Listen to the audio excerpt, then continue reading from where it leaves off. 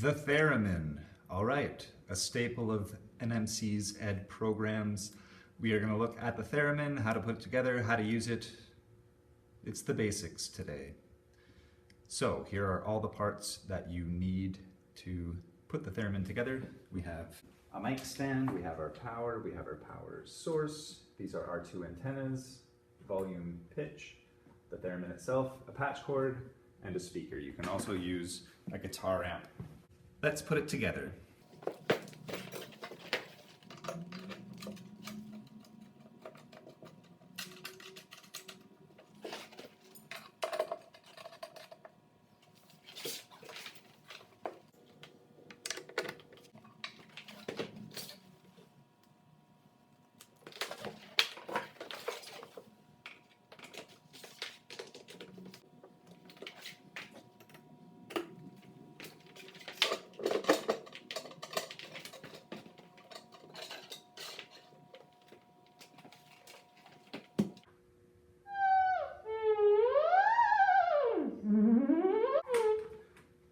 Alright, so now that my theremin's up and running, we can go over the basics.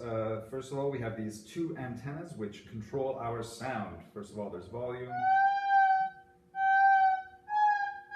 The closer you are to it, the quieter it is. Experienced theremin players will use this to separate notes and give notes attack, like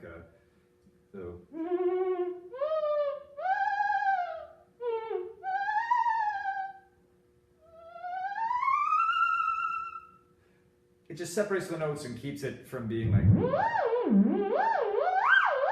a constant siren sound. You want separation. So this is really where most of your musical expression comes from, but most students will be focused on this antenna, which is your pitch.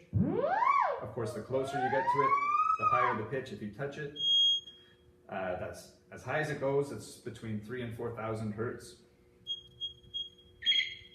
You can make little bird sounds. So that's the basic control is moving your two hands to control the pitch. Another thing theremin players do a lot of is vibrato. It's really hard to be exactly on pitch with a theremin, so you can cover that up with vibrato tips and tricks. There are a few knobs on here, so let's look closely at what those do. All right, here's a close-up look at the back of the theremin, what the player sees. First of all, we have our power switch, which turns it on and off. This is our volume. This is your pitch knob. If it's up here, then it's going from high to higher, whereas if it's down here, actually, this is too far down because it's making a dead spot in here. What this really does is sets the field of where it picks up your hand. So you kind of want to find the sweet spot with the pitch knob so that you know where your intervals are. Then you have these two little guys. You have waveform and brightness. What this does is it actually changes the timbre of the theremin. It doesn't change it a lot, but it does.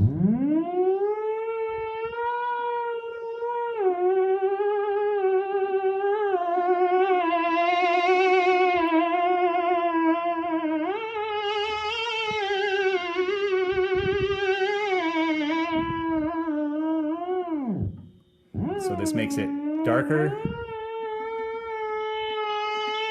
or brighter. So that's the theremin in a nutshell. Really, you just have to spend some time with it, play around. With most songs, actually, leaps are not quite as hard as little intervals are. So yeah, pick a song, try and learn it.